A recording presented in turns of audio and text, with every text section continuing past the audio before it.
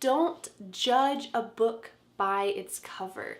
Cross that bridge when you come to it. A bridge. Cross that bridge.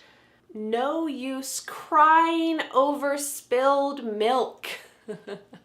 I forgot about my diet and had pizza for breakfast, lunch, and dinner. Oh, well, no use crying over spilled milk. I'll do better tomorrow. If something has already happened in the past, don't feel upset about it because that is over. That situation or the decision you made is finished. So don't cry because the milk spilled. Actions speak louder than words. I think that this is almost a universal idiom because it's so true.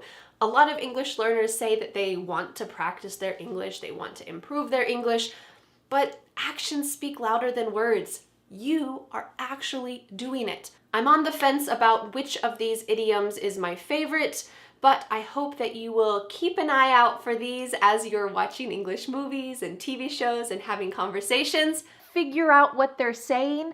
You know the individual words, but the meaning just doesn't add up. To try is different than to try on or to try out. To add up.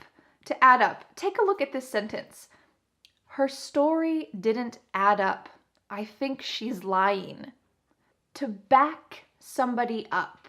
Take a look at this sentence. My parents backed me up when I decided to apply for graduate school. I've got your back. I've got your back. To blow up. Take a look at this sentence. When I told her I couldn't come to her party, she blew up. To bring on something. To bring on something. 50 new phrasal verbs? Yeah, bring it on. To bring up. You shouldn't bring up politics in this house unless you're ready for a long discussion. To call off. Instead of calling off the wedding, the couple decided to elope. To calm down. When I have a stressful day, I like to calm down by taking a nice long walk outside. To catch up. To catch up. Am I running after my friend and catching her? To check in. Look at this sentence. I went to the hotel to check in while my husband parked the car. To check out. To check out could have the opposite meaning. When you leave the hotel, you check out. To chip in. I couldn't go to the party, but I still wanted to chip in for a gift. To close down. To close down. This is different than to close. To come down with something. I'm not feeling so well. I think I'm coming down with something. To cut back on. To cut back on. To drop by or to drop in. Take a look at this. Hey, are you home? I'm in the neighborhood and I wanted to drop by. If you call your friend and tell your friend this, I'm in the neighborhood and wanted to drop by. To end up. To end up.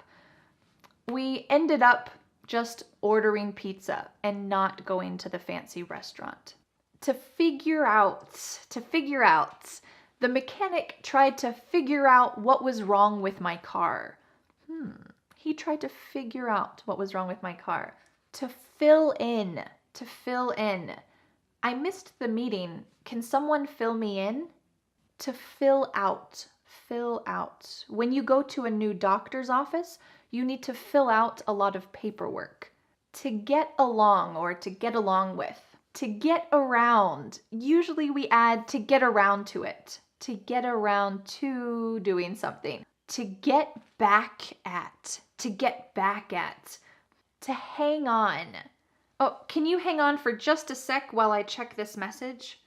To hang out. To hang out. Do you want to come over to my house and hang out? To look forward to. I'm looking forward to visiting my family over the summer. I'm looking forward to it. To look out. When you hike, look out for snakes. To look up. To look up. Not exactly this meaning. To pull over. It was raining so hard that I had to pull over and wait for the rain to stop. I had to pull over. You get the sense here that it's not safe to drive. I didn't continue driving. I pulled over. To put off. To put off. Look at this. I put off learning phrasal verbs for too long. It's time to start today. To put up with. To put up with?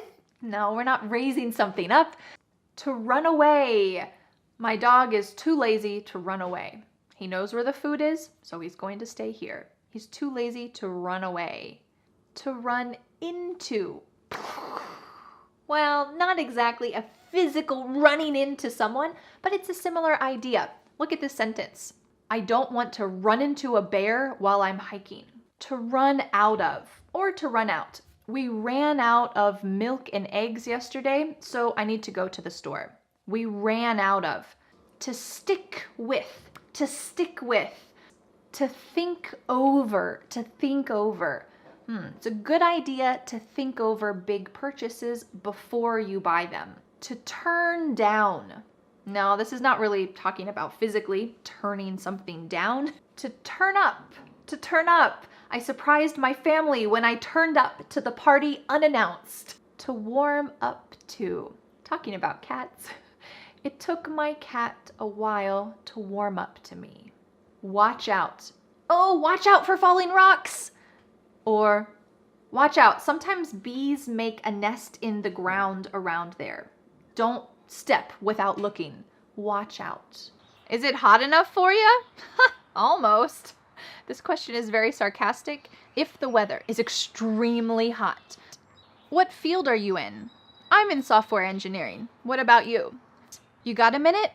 Sure, what's up? Great question for interrupting someone and asking them a question. When you have a sec, can I ask you something? Sure, I'll be free in just a minute. This is great, you're interrupting someone politely.